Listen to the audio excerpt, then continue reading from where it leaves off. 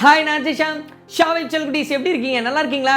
1093 கண்டுபிடிப்புகளை கண்டுபிடித்த எடிசன் அவர்கள் அவர் ரயில்வே ஸ்டேஷனில் பேப்பர் பாயாக வேலை பார்த்துட்டு இருக்கும் போது அங்கே இருந்த ரயில்வே அதிகாரி, ஏன்னா ஒரு இடத்துல லேப் வச்சுருந்தாரு, அங்கே வெடிச்சிருச்சு.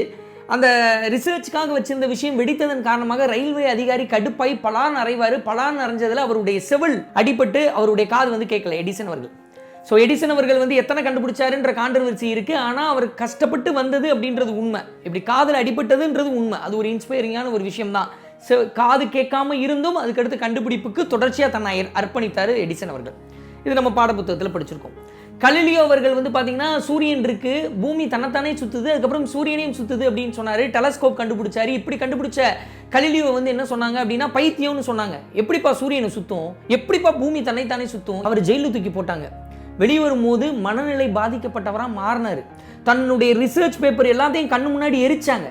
எரிச்சவங்களுக்கு முன்னாடி வருத்தப்பட்டு அழுதாரு. இப்படி சாதனையாளர்களை, விஞ்ஞானிகளை, ஆராய்ச்சியாளர்களை நிறைய இந்த வரலாறு கொடுமைப்படுத்தி இருக்கு.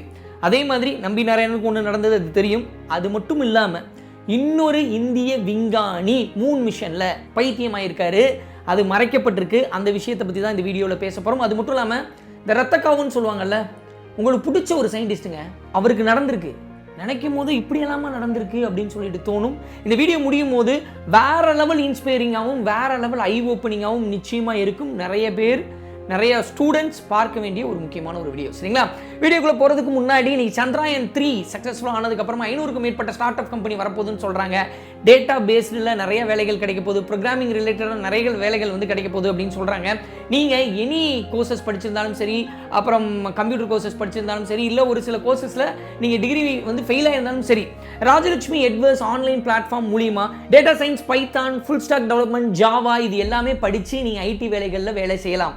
400க்கு மேற்பட்ட கம்பெனியில் டைப் வச்சிருக்காங்க. தமிழ்லையும் சொல்லித்தராங்க, இங்கிலீஷ்லையும் சொல்லித்தராங்க. ஆன்லைன் கிளாஸஸும் இருக்குது, ரெக்கார்டிங் கிளாஸஸும் இருக்குது. அது மட்டும் இல்லாமல் நீங்கள் ஃபீஸ் கட்ட முடியல அப்படின்னா இஎம்ஐ வசதிகளும் இருக்குது.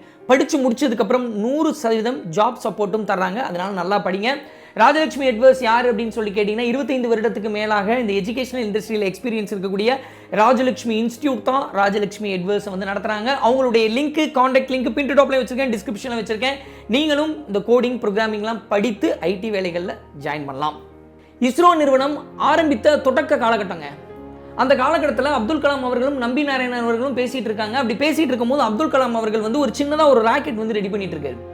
அப்படி ராக்கெட் ரெடி பண்ணிட்டு இருக்கும்போது நம்பி நாராயணன் அவர்கள் கேட்குறாரு, இது என்ன ராக்கெட்டு, நமக்கு தான் எந்த ப்ராஜெக்ட்டும் கொடுக்கல, எந்த காசுமே கொடுக்கலையே, அப்படி இருக்கும்போது நீங்கள் எப்படி பண்ணுறீங்க அப்படின்னு சொல்லும்போது, நமக்கு அகமதாபாத்லேருந்து எப்பயாவது தான் வேலை வரும், அது வரைக்கும் சும்மா இருக்க முடியுமா, நான் என் சொந்த பொறுப்பில் என் சொந்த காசில் நான் என்ன பண்ணுறேன் அப்படின்னா இந்த ராக்கெட்டை ரெடி பண்ணிட்டு இருக்கேன் அப்படின்னு சொல்லுவார். இந்த ராக்கெட்டுக்கு நான் D1 பேர் வச்சுருக்கேன் அப்படின்னு சொல்லிட்டு கலாம் ஐயா சொல்லுவார்.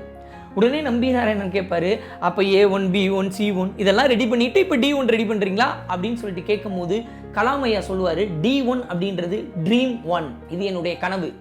இந்தியாவுக்காக நம்ம ராக்கெட் ரெடி பண்ணுவோம், ராக்கெட் ரெடி பண்ணுறது மட்டும் இல்லாமல் பறக்க விடுவோம், இந்தியாவை பார்த்து உலகமே வியந்து நிற்கும் அப்படின்னு சொல்லிட்டு அந்த 1960s அப்துல் கலாம் ஐயா அவர்கள் சொல்கிறாரு. ஆரம்ப காலகட்டத்தில் எந்த வசதியும் இல்லாதப்ப, நம்ம 0 கூட இந்த இஸ்ரோ நிறுவனம் போடாதப்ப, அப்படி சொல்லும் போது ரெண்டு பேரும் நிறைய டிஸ்கஸ் பண்ணுவாங்களாம். அப்படி டிஸ்கஸ் பண்ணும்போது நம்பி நாராயணன் சொல்கிறாரு, இந்த ராக்கெட் விடுற டெக்னாலஜியில் இப்படி ஒன்று பண்ணோம் அப்படின்னா எரியாது அப்படின்னு சொல்கிறாரு. ஒரு விஷயம் டிஸ்கஸ் பண்ணும்போது இப்படி பண்ணும்போது எரியாது அப்படின்னு சொல்கிறாரு. ஆனால் கலாம் ஐயா அவர்கள் எரியும்னு சொல்கிறாரு. ஒரு பைரோ டெக்னாலஜி அப்படின்ற ஒரு விஷயத்தை பற்றி பேசிகிட்டு இருக்காங்க. நான் ரொம்ப டெக்னிக்கலாக போல, ஏன்னா எனக்கு தெரியாது. ஸோ அந்த பைரோ டெக்னாலஜியை பற்றி பேசும்போது சரி வாங்க நம்மளே பண்ணி பார்த்துருவோம் அப்படின்னு சொல்லிட்டு எந்தவித வசதிகளும், கருவிகளும், உபகரணங்களும், அட்மாஸ்பியரும் இல்லாதப்ப இவங்களே என்ன பண்ணியிருக்காங்க அப்படின்னா அந்த ரூம்குள்ளே ஒரு மேஜை இருக்குது, அதில் ஏதோ ஒரு பவுடர் இருக்குது, அந்த பர்டிகுலர் பவுடரை போட்டு ட்ரை பண்ணிட்டு இருக்காங்க. எரியுமா எரியாதான்னு பார்த்துட்டு இருக்காங்க. இப்படி பார்த்துட்டு இருக்கும்போது நம்பி நாராயணனுக்கு தெரிஞ்சிருச்சு. ஏன்னா அவர் எரியாதுன்னு தான் சொன்னார் நம்பி நாராயணன். ஆனால் இன்னும் சில நொடிகளில் எரிய போகுது, 5 நொடிகளில் எரிய போகுது அப்படின்றது தெரிஞ்சிருச்சு. ஆனால் கலாம் ஐயா அதையே உத்து பார்த்துட்டு இருக்காரு. பார்த்துட்டு இருக்கும் போது நம்பி நாராயணன் கலாம் ஐயாவை தள்ளி விட்டு காப்பாத்துறாரு. அப்படி காப்பாற்றிய போதிலும் கலாம் ஐயா மூஞ்சி முகத்துலலாம் ரத்தம், அந்த ஜார் ஒட்டஞ்சு அந்த ரூம் ஃபுல்லாக கண்ணாடி சிதல்கள், அப்படி கண்ணாடி துகள்கள் கிடக்கும் போது கலாம் ஐயா எந்திரிச்சு நார்மலாக நம்ம உயிரோட இந்த இடத்துல தப்பிச்சிட்டோம் அப்படின்னு சொல்லிட்டு சந்தோஷப்படல. இப்படியெல்லாம் உடஞ்சிருச்சே, இதை என்ன பண்ணுறது அப்படின்னு சொல்லிட்டு பயப்படலை.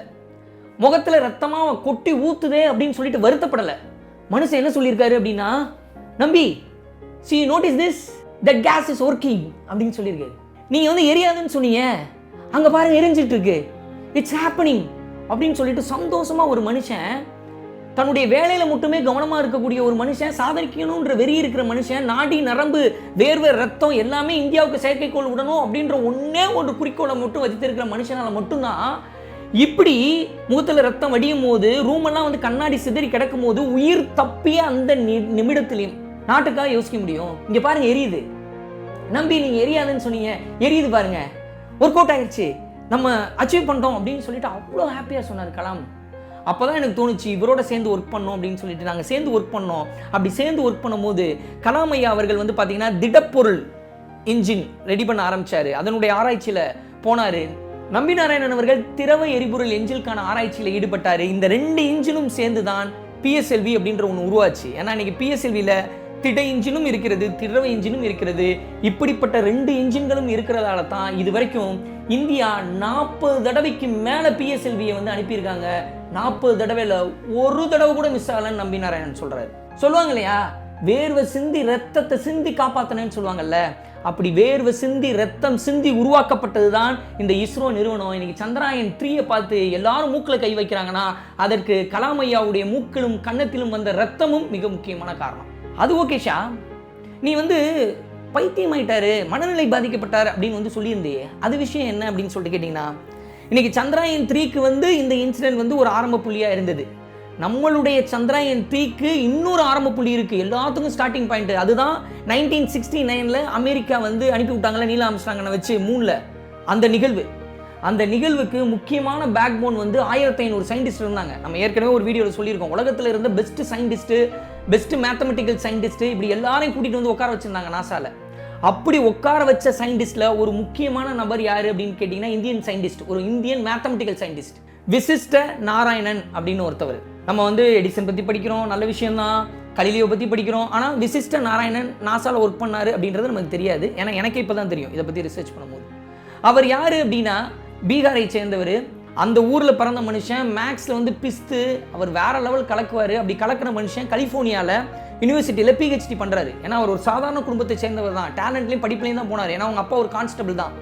அப்படி இருக்கும்போது கலிஃபோர்னியா யூனிவர்சிட்டியில் பிஹெச்டி பண்ணும்போது அந்த பிஹெச்டி பேப்பர் பார்த்து மிரண்டுட்டாங்க. என்னையா இது, ஐன்ஸ்டீனுக்கே சவால் விடுற மாதிரி நிறைய வித்தைகள்லாம் அவர் பண்ணுறாரு. ஏன்னா ஐன்ஸ்டீன் வந்து மேக்ஸ்லையும் கலக்குவாப்பில், ஃபிசிக்ஸ்லையும் கலக்குவாப்பில், ஈக்குவலாக ஒருத்தவர் இந்தியாவிலேருந்து பண்ணுறாரு அப்படின்னு சொல்லிட்டு அவருடைய ப்ராஜெக்ட், அந்த பிஹெச்டி பேப்பர் இருக்குது பார்த்தீங்களா, அதை சிலபஸ் ஆக்கிட்டாங்க. உடனே அந்த சிலபஸ் ஆன விஷயம் அமெரிக்கா ஃபுல்லாக பரவுது. அந்த டைமில் தான் நாசாவில் மூணுக்கு அனுப்புறதுக்கான சயின்டிஸ்ட் தேடிட்டு இருக்காங்க. மேத்தமெட்டிக்கல் சயின்டிஸ்டாக இவர் தூக்கி உள்ளே போடுறாங்க. விசிஷ்ட நாராயணன் அவர்கள் வந்து பார்த்தீங்கன்னா 1969 71 வரைக்கும் நாசாவில் ஒர்க் பண்ணுறாரு. அதுலேயும் பர்டிகுலராக அந்த அப்போலோ ப்ராஜெக்டில், மூணுக்கு அனுப்புகிற ப்ராஜெக்டில் கம்ப்யூட்டருக்கு ஈக்குவலாக ஒரு மேத்தமெட்டிக்ஸ் போட்டாருன்னு சொல்லப்படுது. எந்த அளவுக்கு சொல்கிறாங்க அப்படின்னா, கம்ப்யூட்டருக்கு ஈக்குவலாக போட்டுக்கிட்டே இருக்கும்போது சாஃப்ட்வேர் கிளிட்ஜ் ஏதோ ஆயிருக்கு சிஸ்டமில். அந்த டைமில் ஒரு 30 செகண்டோ என்னமோ ஆயிருக்கு. அந்த டைமில் இவர் கடகடன்னு போட்டிருக்காரு. ஆனாச்சுன்னா கம்ப்யூட்டரோட கணக்கும் இவரோட கணக்கும் எக்ஸாக்டாக கரெக்டாக இருந்திருக்கு. இதை பற்றி அவரே வந்து லெட்டரும் எழுதியிருக்காரு, ஃபேமிலிக்கு லெட்டர் எழுதியிருக்காரு. ஏன்னா இதை பற்றி பெருசாக வெளியே சொல்லலை, இது ஒரு மறைக்கப்பட்ட வரலாறு தான். நீங்கள் எக்கனாமிக்ஸ் டைம்ஸ்லேருந்து நிறையா முக்கியமான பேப்பர்களை இதை பற்றி எழுதியிருக்காங்க, நீங்கள் தேடி பார்த்தீங்கன்னா தெரியும். இப்படிப்பட்ட ஒரு பிரில்லியண்ட்டான மேத்தமெட்டிக்கல் சயின்டிஸ்ட் அவர் என்ன பண்ணுறாருன்னா, நாசாவிலேருந்து 1961 இந்தியாவுக்கு வந்து இந்தியாவில் வேலை பார்க்கலாம், நம்ம அறிவை வந்து இந்தியாவுக்கு பயன்படுத்தலாம் அப்படின்னு சொல்லிட்டு நினைக்கிறாரு. அந்த டைமில் திருமணமும் பண்ணுறாரு. ஃபேமிலியிலேயும் ஒரு சில பிரச்சனைகள், டைவர்ஸ் ஆகிடுது. மனதளவுலையும் மேக்ஸ் படிப்பு அப்படின்னு இருந்ததுனால மனதளவிலும் பிரச்சனை. சிசோஃபேனியா அப்படின்ற ஒரு நோயால் பாதிக்கப்படுறாரு. நான் எக்ஸாக்டாக ப்ரொனவுன்ஸ் பண்ணுறேன்னு தெரில, கீழே வார்த்தையாக போடுறேன். அந்த சிசோஃபேனியா நோய் என்ன அப்படின்னா, ஒரு மனச்சிதைவு நோய், கவலை நோய், மனசை டிஸ்டர்ப் பண்ணுற ஒரு நோய். அந்த டிஸ்டர்ப் பண்ணுற ஒரு நோயின் காரணமாக 40 வருஷத்துக்கிட்ட பாதிக்கப்பட்டு, அப்படி பாதிக்கப்பட்ட நேரத்துலையும் அவர் வீட்டுக்கு போனீங்கன்னா, ரூமுக்கு போனீங்கன்னா கணக்குன்னு ஃபுல்லாக கணக்காக தான் இருக்கும். அப்படிப்பட்ட மனுஷன் அவருடைய 73வது வயதில் தவறி போகிறாரு. அவரை பைத்தியம்னு முத்திர குத்துறாங்க. அந்த அளவுக்கு பாதிக்கப்பட்டு, ஒரு சயின்டிஸ்டாக இருந்தவர், ஜீனியஸாக இருந்தவர், மேத்தமெட்டிக்கல் ஒரு டேலண்ட்டாக இருந்தவர், பைத்தியம்னு முத்திரை குத்தப்பட்டு தவறி போகிறார். அவர் தவறி போனதுக்கப்புறம் இந்தியன் கவர்மெண்ட் என்ன பண்ணுறாங்க அப்படின்னா, அவார்டு கொடுக்குறாங்க, பத்மஸ்ரீ அவார்டு கொடுக்குறாங்க. அவர் தவறி போனதுக்கப்புறம் கேம்பிரிட்ஜ் யூனிவர்சிட்டி வந்து ஒரு பெரிய நோட்டீஸ் வந்து அனுப்புது, இவருடைய ரிசர்ச் பேப்பர் எங்களுக்கும் யூஸ்ஃபுல்லாக இருந்திருக்கு, ஒரு மறந்து போன ஒரு மேத்தமெட்டிக்கல் டேலண்ட் அப்படின்னு சொல்லிட்டு அவரை பற்றி ஒரு லெட்டர் பேர்டில் வந்து அனுப்புகிறாங்க. இதெல்லாம் அவர் தவறுனதுக்கப்புறம் நடக்குது. நான் இப்போ என்ன சொல்ல வரேன் அப்படின்னா, இன்றைக்கி வந்து நம்ம சந்திரயான் 3 சக்ஸஸ்ஃபுல்லாக பண்ணியிருக்கோம், ஆதித்யா பண்ணுறோம், ககன்யான் பண்ணுறோம் அப்படின்னா, இங்கே இருக்கக்கூடிய அந்த சயின்டிஸ்ட் இருக்காங்க பார்த்தீங்களா, அவங்கெல்லாம் இந்தியா மேலே இருக்கக்கூடிய லவ்வின் காரணமாக இங்கே இருக்காங்க. உதாரணத்துக்கு விக்ரம் சாராபாய் அவர்கள் வந்து இஸ்ரோவை வந்து உருவாக்கினார், அடித்தளம் எடுத்து வச்சார் இல்லைங்களா. அவர் தன்னோட சொந்த காசை போட்டு ஃபிசிக்ஸ் ரிசர்ச் லேப் இந்தியாவின் பல பகுதிகளில் நிறுவியிருக்காரு. எல்லாமே அவருடைய சொந்த காசு, சொந்த விஷன். அது மட்டும் இல்லாமல் இஸ்ரோவில் வேலைக்கு சேரும் போது நான் ஹெட் ஆனேன்னா எனக்கு 2 ரூபா சேலரி போதும், காசு நிறைய செலவாகும்னு கவலைப்பட வேணாம், வெறும் 2 ரூபா சேலரி போதும் அப்படின்னு சொல்லிட்டு தியாகம் பண்ணி இந்தியாவுக்காக வந்து பண்ணியிருக்காரு. அப்போ எல்லாரும் இப்படி இருப்பாங்களா ஃபியூச்சரில் அப்படின்னா ஒரு கொஸ்டின் மார்க் தான். இன்னைக்கு ஒரு சிலர் வந்து என்ன ஆகுறாங்க அப்படின்னு சொல்லிட்டு பார்த்தீங்கன்னா, வெளிநாடை நோக்கி போகிறாங்க. சயின்டிஸ்ட் இன்னைக்கு வந்து இஸ்ரோவில் வேலை பார்க்குற சயின்டிஸ்டினுடைய ஒரு சிலருடைய பசங்களே நெதர்லாந்தில் ஒரு சில வேலை பார்த்துட்டு இருக்காங்க. அவங்களுடைய பேரை மென்ஷன் பண்ண விரும்பல. அதுக்கு காரணம் என்ன அப்படின்னா, காரணம் மேபி எக்ஸ்போஷருக்காக போயிருக்கலாம், இல்லை சேலரி பத்தலைன்னு போயிருக்கலாம், இல்லை கவனிப்பு பத்தலை அப்படின்றதுக்காக போயிருக்கலாம், ஏன்னா நல்லா டேக் கேர் பண்ணல அப்படின்றதுக்காக போயிருக்கலாம், ரெகக்னிஷன் கிடைக்கலன்னு கூட போயிருக்கலாம். இந்த மாதிரி ஃபியூச்சரில் டேலண்ட்டை விடக்கூடாது அப்படின்றது ரொம்ப முக்கியமான ஒரு விஷயம். ஏன்னா நான் சொல்லியிருந்தேன் பார்த்தீங்களா, நம்ம விட்டுருக்கோம் விசிஷ்ட நாராயணன் அப்படின்ற ஒரு டேலண்ட்டை வந்து மிஸ் பண்ணியிருக்கோம். நம்ம என்ன மிஸ் பண்ணோம், அவருக்கு மனநோய், அவர் பைத்தியம் ஆயிட்டாரு, அதுக்கும் நமக்கு என்ன சம்பந்தம் அப்படின்னு சொல்லிட்டு கேட்டீங்கன்னா, நானும் அப்படி தான் நினச்சேன். அதுக்கப்புறம் தேடி பார்த்தேங்க. ஐன்ஸ்டீனோட பையன் எட்வர்ட் ஐன்ஸ்டீன், அவருக்கும் இந்த பர்டிகுலரான சிசோஃபோனியா அப்படின்ற நோயால் பாதிக்கப்பட்டிருக்காரு. அதுக்கப்புறம் அமெரிக்காவை சேர்ந்த ஒரு மேத்தமெட்டிக்கல் சயின்டிஸ்ட் ஜான் நாஸ், அவருக்கும் இந்த சிசோஃபேனியா அப்படின்ற நோயால் பாதிக்கப்பட்டிருக்காரு. அப்படி பாதிக்கப்படும் போது அமெரிக்கா என்ன பண்ணுச்சு அப்படின்னா, அவங்கள டேக் கேர் பண்ணிச்சு, ஃபேமிலி சப்போர்ட் பண்ணிச்சு, கவர்மெண்ட் பெரிய சப்போர்ட் கொடுத்துச்சு, அவங்க ஸ்டூடெண்ட் பெரிய சப்போர்ட் கொடுத்தாங்க. இதன் காரணமாக அந்த ஜான் நாஸ் இருக்கார் பார்த்தீங்களா, அவர் அந்த நோயிலிருந்து வெளியே வந்ததுக்கப்புறம் ப்ராக்டிஸ் பண்ணதுக்கப்புறம் 1994 நோபல் பரிசு வாங்கினார். அப்போ அவரை டேக் கேர் பண்ணலை அப்படின்னா கொஸ்டின் மார்க். ஒருவேளை விசிஷ்ட நாராயணனை இந்தியாவில் ப்ராப்பராக டேக் கேர் பண்ணியிருந்தாங்க அப்படின்னா அவர் நிச்சயமாக மிகப்பெரிய சயின்டிஸ்டாக வந்தது மட்டும் இல்லாமல் அவரும் இந்தியாவுக்காக நோபல் பரிசு வாங்கி கொடுத்துருக்கலாம். ஏன் ஐன்ஸ்டீனுக்கு ஈக்குவலாக பேசப்பட்ட விசிஷ்ட நாராயணன் ஃபியூச்சரில் நம்ம ஜென்ரேஷனும் பேசப்படக்கூடிய ஒரு சயின்டிஸ்டாக, மேத்தமெட்டிக்கல் சயின்டிஸ்டாக மாறி இருப்பார். அது மிஸ் ஆயிடுச்சு. அப்போது கவர்மெண்ட்டுடைய முக்கியமான ஒரு விஷயம் என்னென்னா, இன்றைக்கி நம்ம ஒரு தண்ணீரை அடைஞ்சிட்டோம். இஸ்ரோ நிறுவனம் வந்து சந்திரயான் 3 பண்ணிருச்சு, ககன்யானுக்காக வெயிட் பண்ணிட்டு இருக்கு. இந்த டைமில் நம்மளுடைய டேலண்ட்டை, அவங்களுக்கு தேவையான சேலரி, தேவையான பாதுகாப்பு, தேவையான ரெகக்னிஷனை கவர்மெண்ட் கொடுக்கணும் நிச்சயமாக. அதையும் தாண்டி நம்ம என்ன பண்ணணும்? இப்போ நிறைய வீடியோஸ் வருது, அவங்கள பற்றி சயின்டிஸ்ட் பற்றி பேசுகிறாங்க, சயின்டிஸ்டினுடைய திட்டங்கள் பற்றி பேசுகிறாங்க. கண்டிப்பாக அந்த திட்டத்தை அந்த சயின்டிஸ்ட் பார்ப்பாங்க, மீடியாவில் பார்ப்பாங்க, தங்களுக்கான ரெகக்னிஷன் தானே. அதை பார்க்கும்போது அதுக்கு கீழே வர்ற கமெண்ட்டு அவங்கள செலிப்ரேட் பண்ணுற ஒரு கமெண்ட்டாக இருக்கணும் அப்படின்றது தான். நம்ம ஃப்ரெண்டாக இருக்காங்க, நம்ம குடும்பத்தில் இருக்காங்க, நம்ம ஆஃபீஸில் வேலை பார்க்குறாங்க அப்படின்னா அவங்களுக்கு காசளவில் உதவி பண்ணுறது மட்டும் உதவி கிடையாது. பாசிட்டிவாக ஒரு வார்த்தை பேசணுன்னா அது கூட மிகப்பெரிய உதவி தான் அப்படின்ற ஒரு விஷயத்தை ஸ்ட்ராங்காக சொல்லணுன்றதுக்காக தான் இந்த வீடியோவே பண்ணேன். நிச்சயமாக இந்த வீடியோ உலகத்தில் ஏதோ மூலையில் இருக்கக்கூடிய பொண்ணோடையோ பையனோடையோ திருநங்கையினுடைய வாழ்க்கையை மாற்றும் அப்படின்னு சொல்லிட்டு நான் நம்புகிறேன். தேங்க்ஸ். உன்னை வென்று உலகை வெல்ல வீறு கொண்டு வாமா.